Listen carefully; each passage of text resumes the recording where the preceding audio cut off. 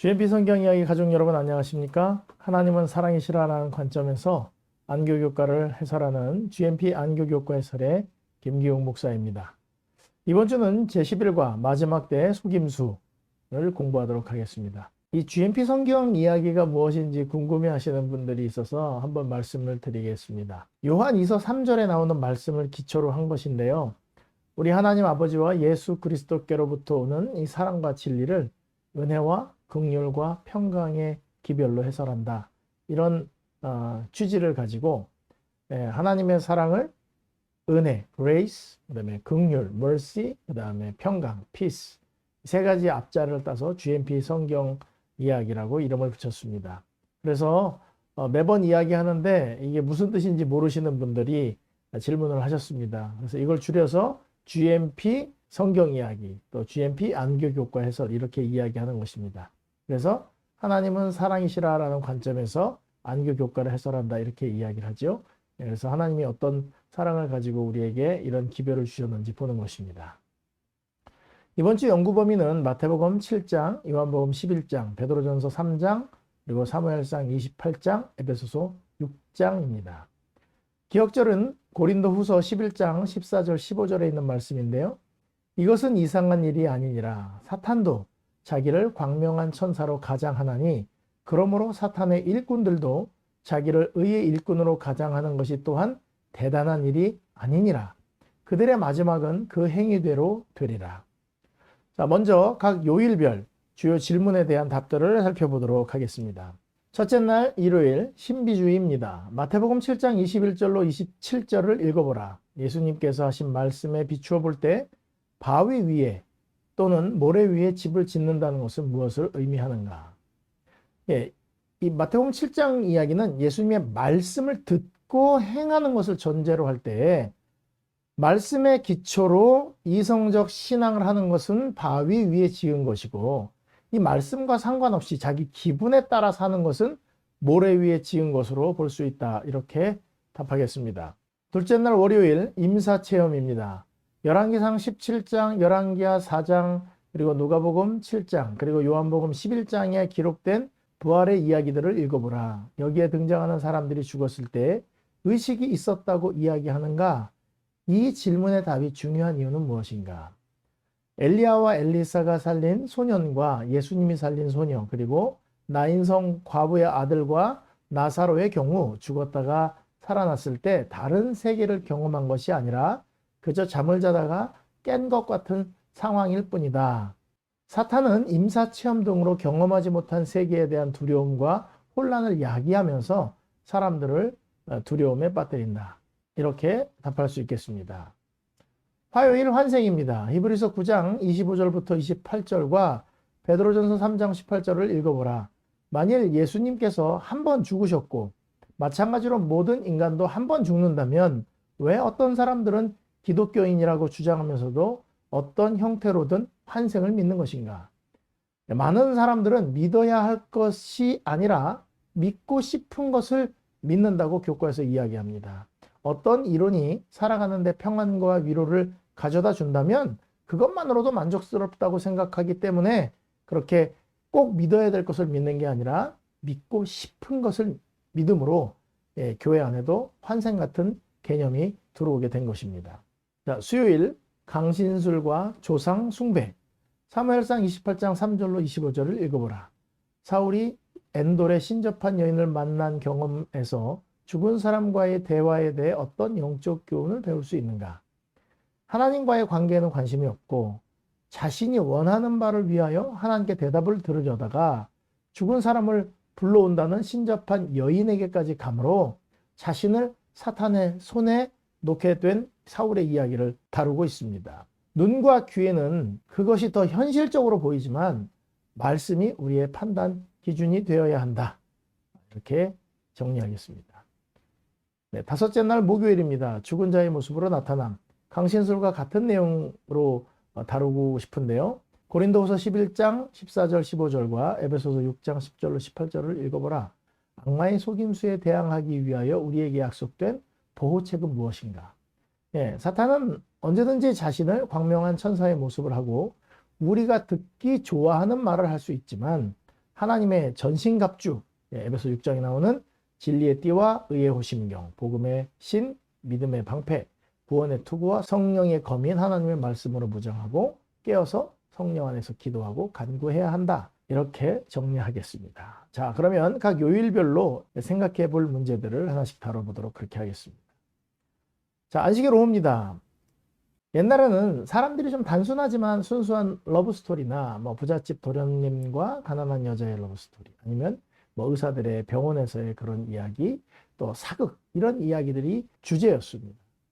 그런데 이제 과학이 발달하면서 컴퓨터 그래픽이 발달하고 실제로 이렇게 일어나지 않는 일을 영상으로 만들어낼 수 있게 되니까 그 상상했던 일들, 영상화할 수 있는 기술이 생겼기 때문에 이제는 기본적으로 귀신, 환생, 신화 같은 내용들이 들어가지 않으면 영화를 흥행할 수 없는 그런 시대가 되었다고 이야기하고 있습니다. 그래서 이렇게 귀신 이야기라든지 사후세계라든지 우리가 겪을 수 없는 이야기들을 주제로 다루어야지만 사람들에게 인정을 받는 그런 시대가 됐다는 이야기입니다. 이번 주는 각 요일별 제목들이 그렇습니다. 신비주의, 임사체험, 환생, 강진술, 죽은 자가 나타나는 것. 사단이 지금 속임수를 어떻게 쓰고 있는지 우리가 이것을 좀 살펴보고 이것들을 어떻게 하면 이겨낼 수 있는지 이것을 공부하려고 하는 것입니다. 자, 먼저 일요일 신비주의입니다. 이 신비주의라고 하는 것에 대한 정의를 제가 찾아봤습니다. 하나는 교과에 있는 것이고 위에는 사전적 의미입니다. 신이나 절대자 등 궁극적 실체와의 직접적이고 내면적인 일치의 체험을 중시하는 철학 또는 종교사상. 말이 어려울 수도 있지만 쉽게 얘기하면 하나님을 직접 만나서 이야기를 들었다. 하나님 나한테 이렇게 얘기했다. 이거를 중요시하는 신앙이라는 것입니다. 교과에서는 뭐라고 얘기하냐면 종교적 관점에서 말하는 신비주의는 신이나 절대자와 결합하는 영적 경험이나 자신을 완전히 잊은 상태, 요거를 의미한다는 것입니다. 자, 다시 말하면 이겁니다. 내가 느낀 거, 내가 체험한 경험이 모든 결정의 중요한 베이스가 된다는 것입니다. 자, 제가 예를 들어서 어떤 청년과 상담을 하는데 남녀가 서로 호감을 가지고 사귀려고 하고 있었어요. 둘이 이야기를 합니다. 우리 기도해보자. 참 믿음 있는 청년들이죠. 기도를 했습니다. 청년은 하나님께 응답을 받았습니다. 하나님이 쟤를 사귀어도 좋다 이렇게 얘기하셨다는 거예요. 그리고 남자애도 기도를 했더니 여자애한테 가서 그렇게 얘기했습니다. 하나님이 너랑 사귀라 그랬어. 이런 상담을 하면서 제가 이렇게 생각했습니다. 이 애들이 나보다 영성이 있구나. 하나님의 음성을 듣는구나 이렇게. 근데 저는 사실 그런 소리 한 번도 들어본 적이 없거든요. 할 말이 없었죠. 얼마 후에 소식이 들렸습니다. 헤어졌답니다. 그런데 그 여청년이 저한테 이렇게 얘기합니다. 하나님이 사귀려 해서 사귀었는데 어떻게 이럴 수가 있냐는 것이죠. 그 남자가 다른 여자를 사귀게 됐다는 것입니다. 기도하고 사귀었는데 어떻게 헤어지느냐. 하나님의 뜻으로 사귀었는데. 그래서 남자한테 가서 이야기했답니다. 너 왜 그러냐. 그랬더니 남자가 이렇게 얘기했대요. 내가 기도를 다시 했는데 하나님이 너랑 헤어지라고 했답니다. 그래서 제가 이렇게 상담을 마쳤습니다. 그 놈이 나쁜 놈이다. 하나님이 이렇게 시시콜콜하게 나타나갖고 사겨라 말아라 이런 것까지 이야기 해주실 수도 있다고 본인은 그렇게 생각할 수 있지만 저는 그렇게 생각하지 않습니다. 이 신비주의의 위험이 이런 것들입니다. 자신이 기도해서 하나님께 음성을 들었다는 거예요. 여러분 잘 보세요. 믿음의 조상 아브라함도 하나님이 75세에 부르셨잖아요. 그리고 175세에 죽을 때까지 하나님이 아브라함에게 한 10번 정도 나타나셨습니다. 그 중요한 믿음의 조상인데 여러분 아들 줄게 그래놓고 25년을 조용히 기다리십니다. 그러니까 우리가 자꾸 뭘 하고 싶어 하냐면 누가 이렇게 하나님 얘기해 주면 되게 좋을 거라고 생각을 해서 그런 거에 심취해 있다 보면 꿈을 꾼다든지 하면서 하나님의 음성을 들었다고 생각할 때가 많이 있다는 것이죠. 하나님이 진짜 그런데 일일이 답을 해 주실까요? 개인적으로 들었다면 어쩔 수 없지만 제가 목회를 하면서 하나님께 기도를 하는 게 이런 겁니다. 하나님 어느 교회로 가라고 하면 제가 가겠습니다. 근데 하나님 말씀을 한 번도 안 하셨어요. 제가 이제 30년이 돼 가는데 한 번도 말씀을 안 하세요. 어떻게 하시냐면 화폐가 발령을 내요. 그러면 저는 이게 하나님 명령이구나 순종하고 따랐습니다. 한국에서 동종합에서 목회할 때도 그렇게 했고요. 미국에서 화폐 콜링을 부르심이라고 생각하고 살고 있습니다. 문제는 말씀을 안 보고 내 감정, 내 필, 내 촉 이런 감정들을 말씀보다 더 중요한 것이라고 생각하는 것입니다. 이게 신비주의입니다. 우리 기독교 그리고 안식일교회 안에도 이런 사상들을 가지고 있는 사람들이 있습니다. 내가 기도했더니 하나님의 음성이 들렸다. 여러분 느낌일 수도 있고 이것이 하나님의 말씀인지 아닌지 우리는 잘 모르는 거예요. 근데 그런 걸 경험하시는 분들이 있기는 해요. 교과에 이렇게 이야기를 합니다. 사람이 어떻게 믿든지 그것이 별반 중요한 문제가 아니라는 태도는 사단의 가장 성공적인 기만 중 하나이다. 믿기만 하면 되지. 그렇게 따져야 돼? 난 기도했더니 응답해 주셨어. 나 이거 믿을래. 이렇게 하는 것입니다. 사탄은 사랑으로 받아들이게 되면 진리가 그것을 받아들인 자의 심령을 성결하게 해준다는 것을 안다.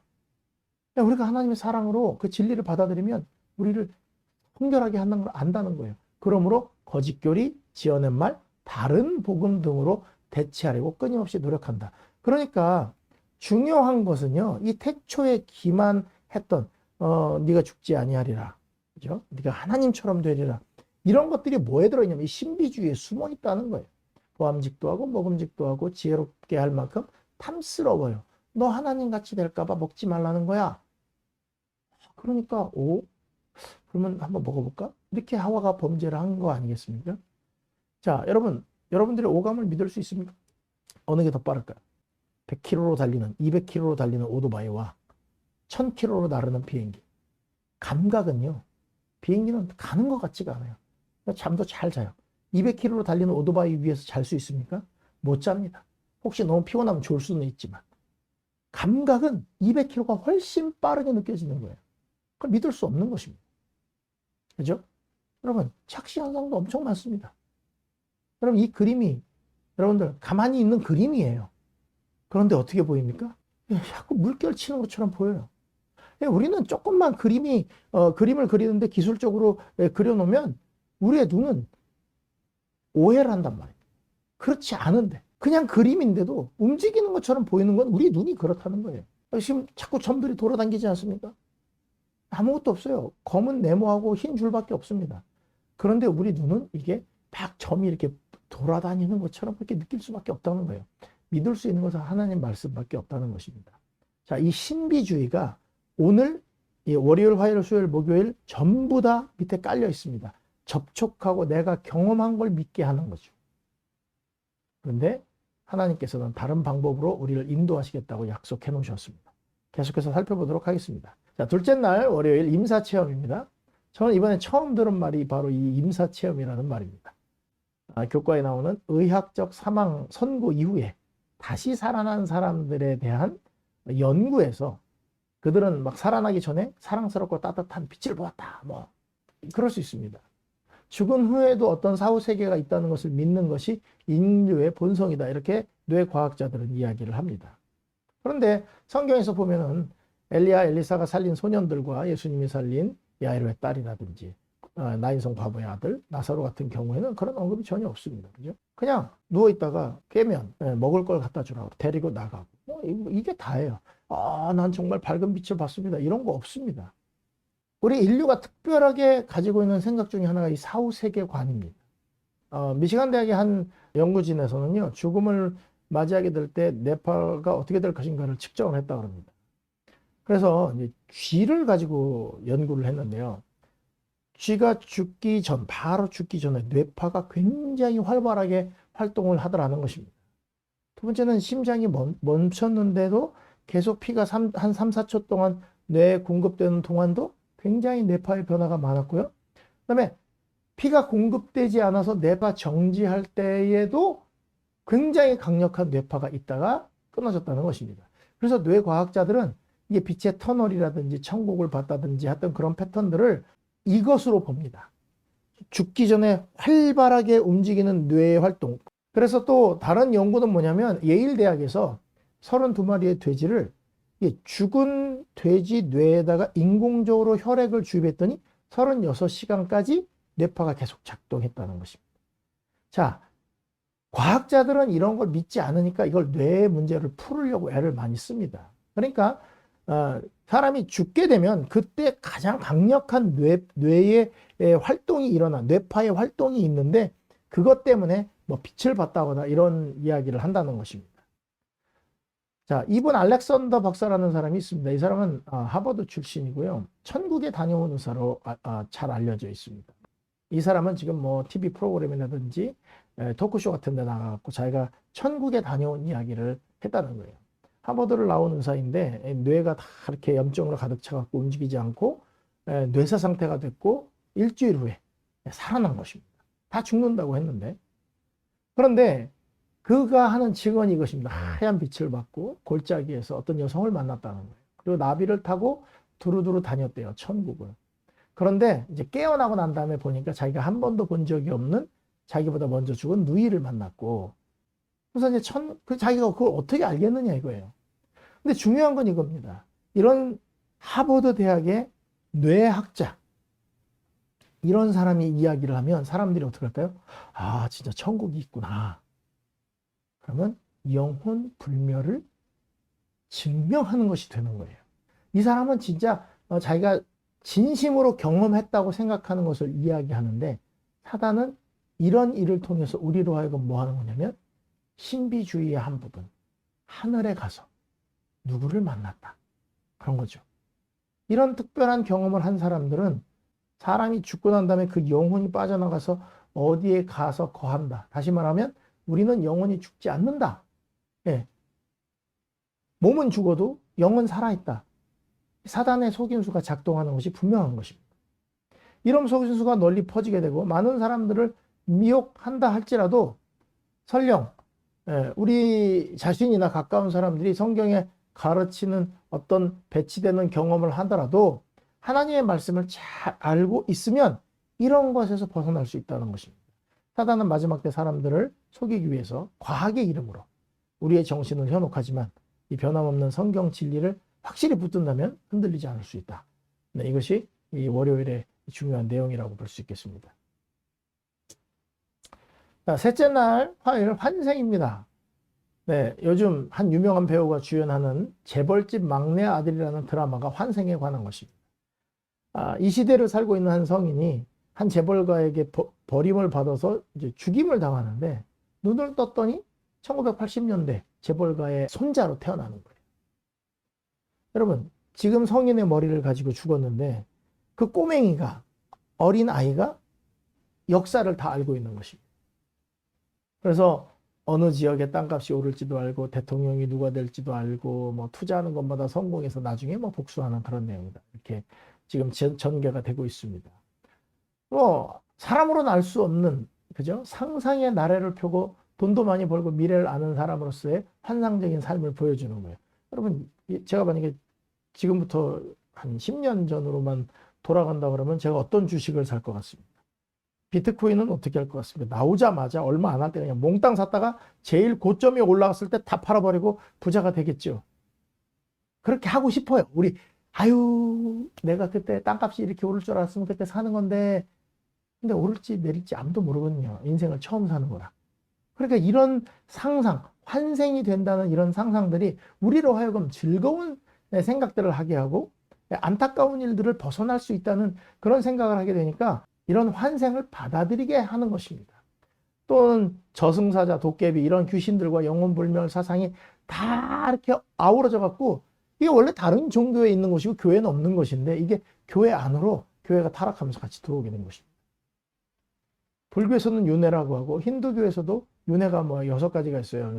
여기는 불교에서는 뭐 지옥, 악귀 뭐 이렇게 가지만은 힌두교에서는 수중생물, 식물, 파충류, 곤충, 새 뭐 이렇게 동물, 하늘에 사는 존재 이렇게 윤회를 한다고 그럽니다.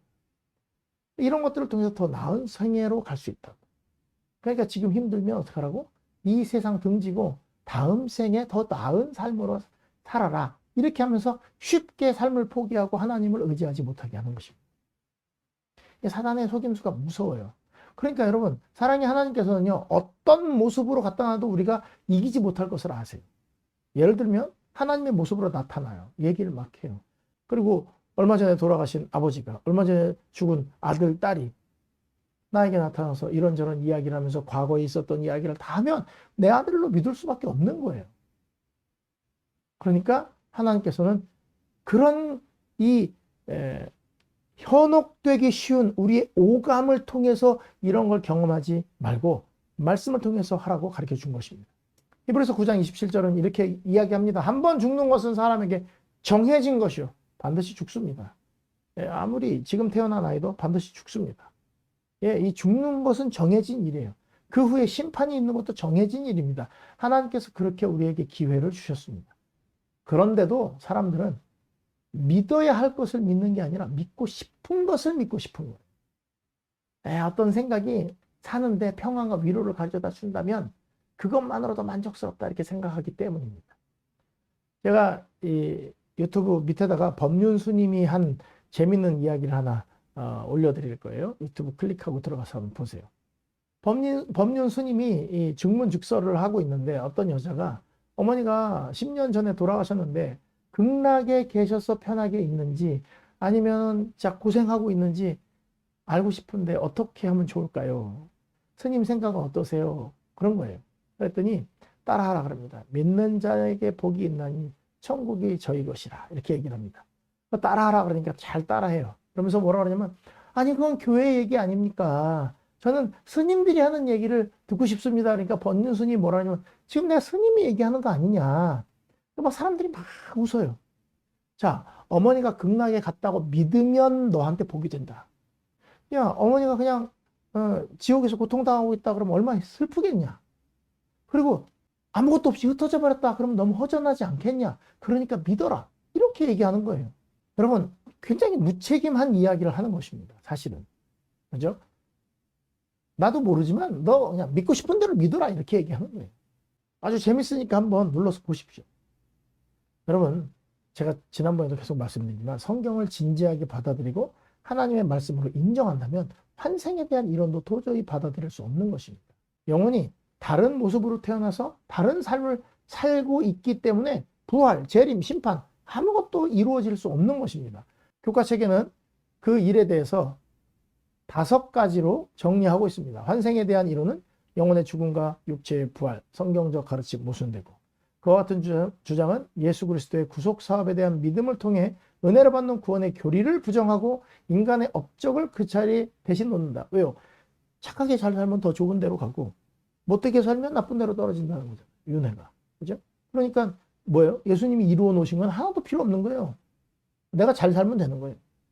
그 이론은 사람의 영원한 운명이 각자의 생애를 통한 선택으로 영원히 결정된다는 성경적 가르침과 배치된다. 그 이론은 예수 그리스도의 재림의 의미와 타당성을 경시한다.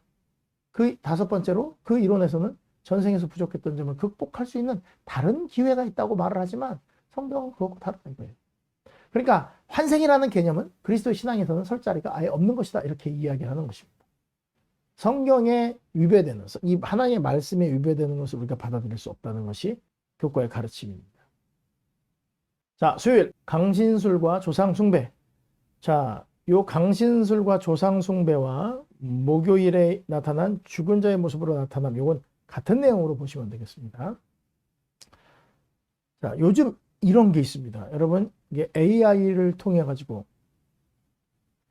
컴퓨터를 통해 갖고 죽은 가수들이 노래 부른 목소리들을 다 조합을 해 가지고 주파수를 맞춰서 목소리를 똑같이 재현해내는 것입니다.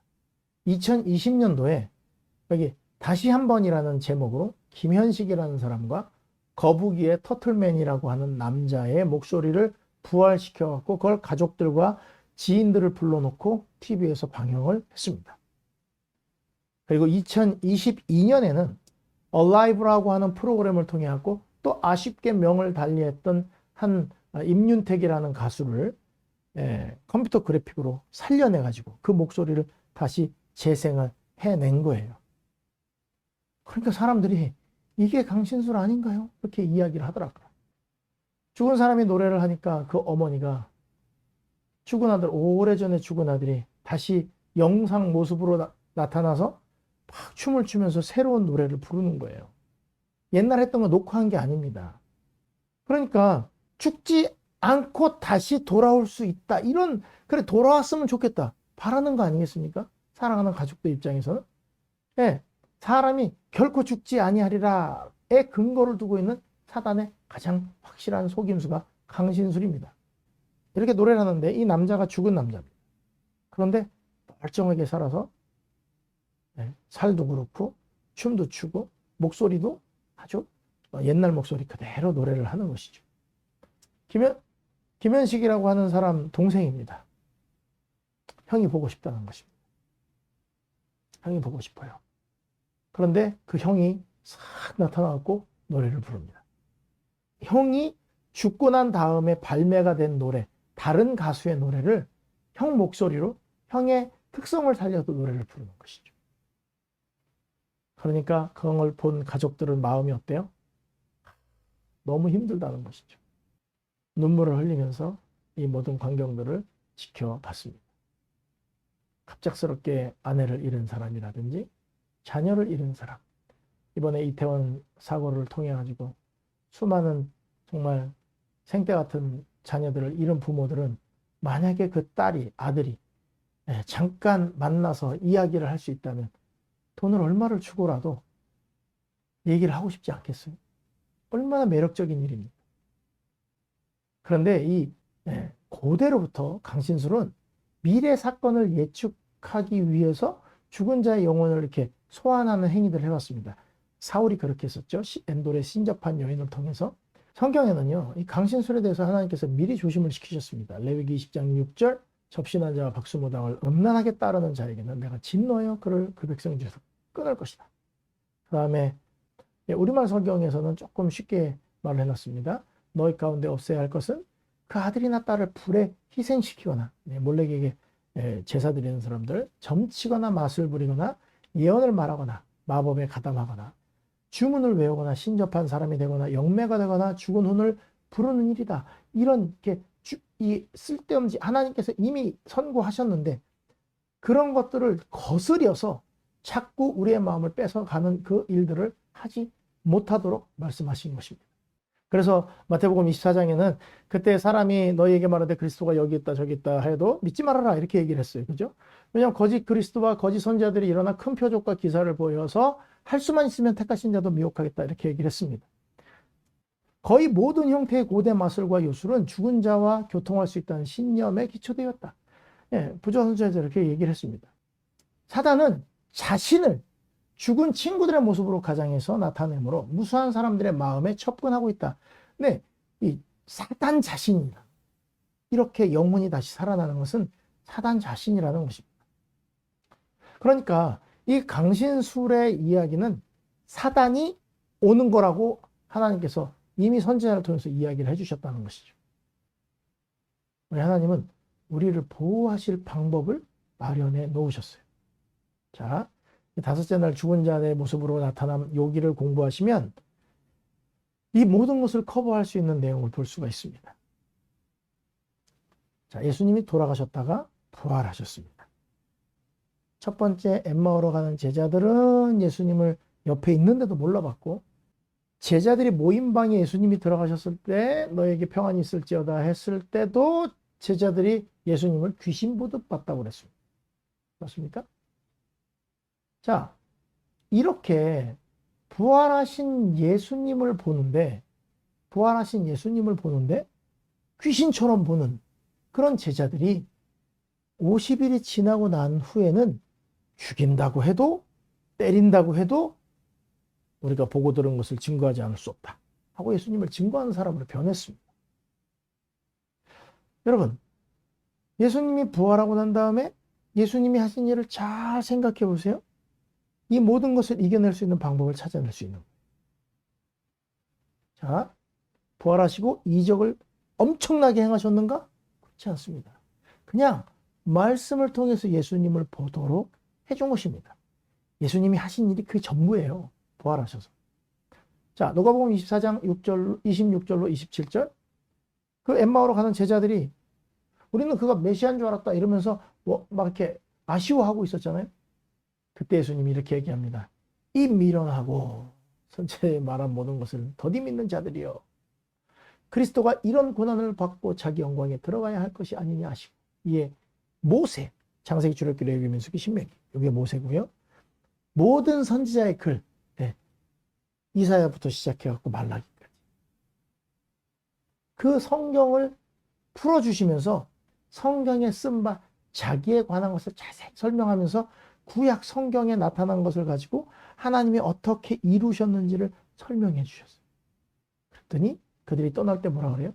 야, 길에서 우리에게 성경을 풀어주실 때 우리 마음이 뜨겁지 아니하더냐. 그리고 다시 그대로 올라갑니다. 그때 예수님이 따라갑니다.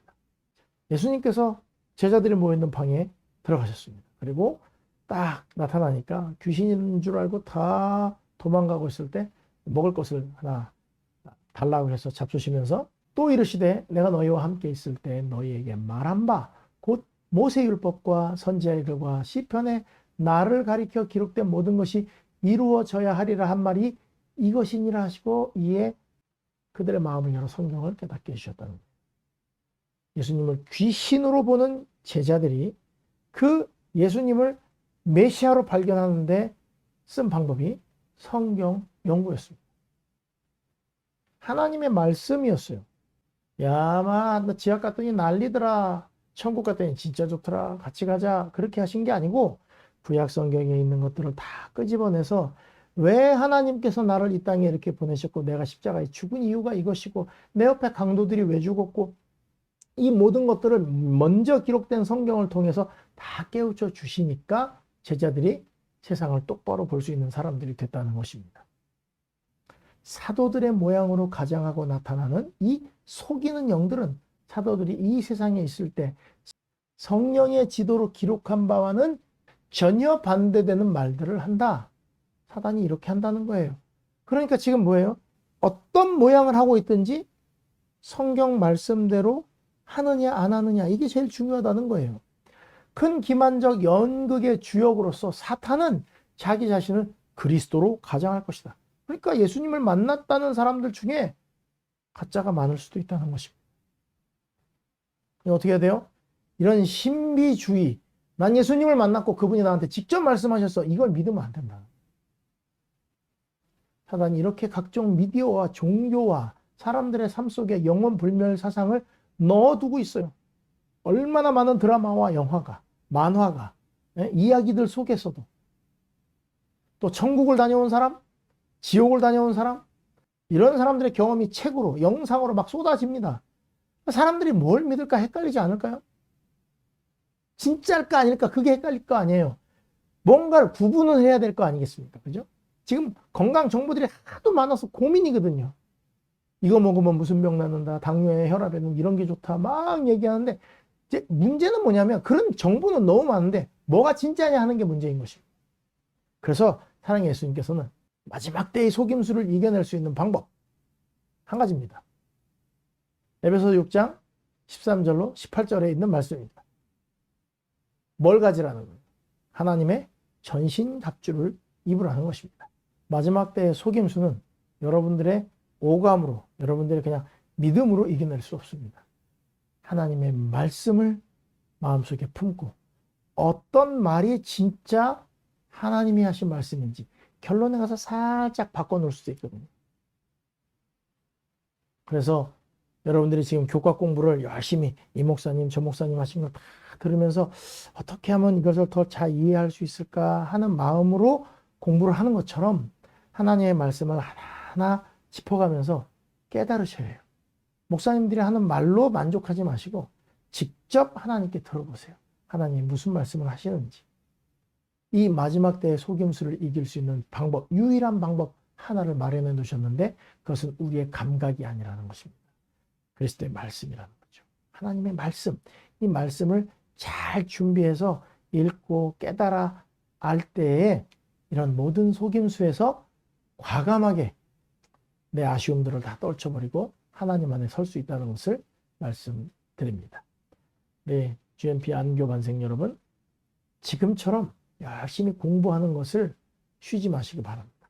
하나님께서 약속하신 보호체, 하나님의 전신갑주, 진리의 띠와 의의 호심경, 그리고 복음의 신과 믿음의 방패, 구원의 투구와 성령의 검인 하나님의 말씀을 가지고 깨어서 성령 안에서 기도하고 간구하면서 이 모든 어려움들을 이겨내고 우리 하나님께서 주신 약속대로 말씀대로 살아가시는 우리 모든 반생들이 되시기를 간절히 바라면서 이번 주 교과를 마치도록 하겠습니다. 감사합니다. 다음 주에 뵙겠습니다.